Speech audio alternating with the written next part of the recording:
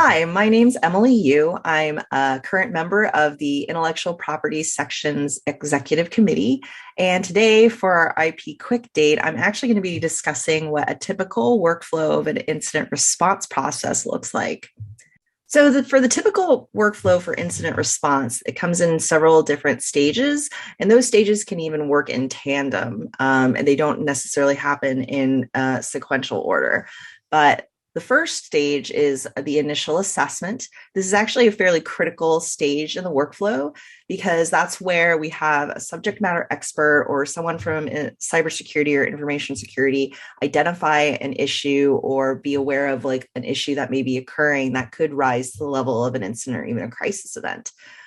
So during that initial assessment, they conduct an initial assessment of the business impact. They try to really identify what that issue is, at least preliminarily, and they're basically now kind of estimating what the severity and the likelihood of the impacts are on the business and its operations.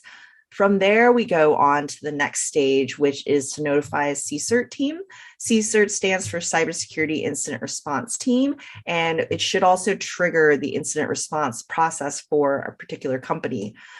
During that time as well, it's good to involve someone from the legal team. In particular, it's usually going to be cybersecurity or privacy counsel that gets notified, but there should be some key stakeholders in the legal team that will be needed to be engaged in this process fairly early on.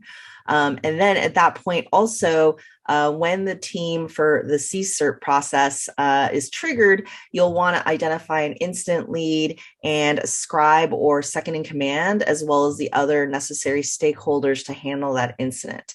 Why this is particularly crucial is because from day to day, you may have various leaders and managers within your organization that can make calls and specific decisions.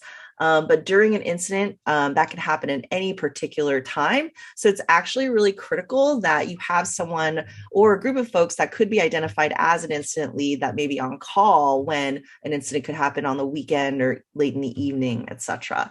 So that's kind of why you want to make sure that you have that incident lead there to make decisions on the fly as necessary. As for the scribe, you'll want to make sure that you document what's going on with the incident, not only what it impacts, but also the timeline, also what the mitigations or immediate containment decisions are and what the steps are involved in that.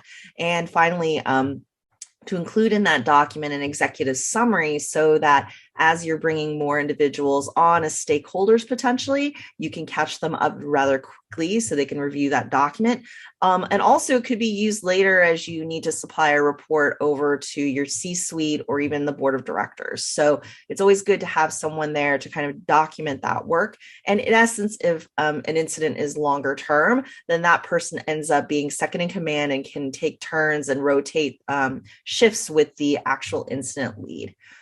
In the next stage, you'll want to go through assessment and containment. So again, you're reassessing the business impact as you're getting additional details as the investigation on the cybersecurity side is taking place. You'll want to determine in more depth what that business impact is potentially. You'll also then have a team of subject matter experts in cybersecurity attempting to contain that issue and also further prevent additional harm to the business operations. And then finally, you're going to want to keep informing the legal team and with the information that you're getting through that cybersecurity investigation so that they can determine whether or not they need to do any additional notifications and who those data subjects that are impacted by this incident are. The next stage then is notifications, if in fact they are required. That's usually a decision determined by legal and working together with outside counsel typically. And so what legal needs to do is then determine what the notice requirements are for regulators, whether they need to actually provide notice to a regulator, if they need to provide notice to all the data subjects, if they need to provide notice to others that may be impacted downstream, including vendors, business partners. If you happen to work for a company that's a vendor, then you'd want to, determine whether you have to notify your customers as companies, et cetera. And then finally, the last stage, which is also very critical, is the recovery and postmortem review. So that's where you say, okay, we have this incident, we've contained it, but we know that there's going to be work involved long term to further mitigate the issue. And so if that's the case, you'll want to make sure that someone takes responsibility for developing plans, for getting those plans into a product roadmap to ensure that it is being addressed, even if it's a long-term thing that requires several months to fix or to at least reduce the risk of this type of incident happening again. And you want to make sure that there is a team that takes ownership of that so it doesn't get lost, essentially. You'll also want to conduct a postmortem review or a lessons learned.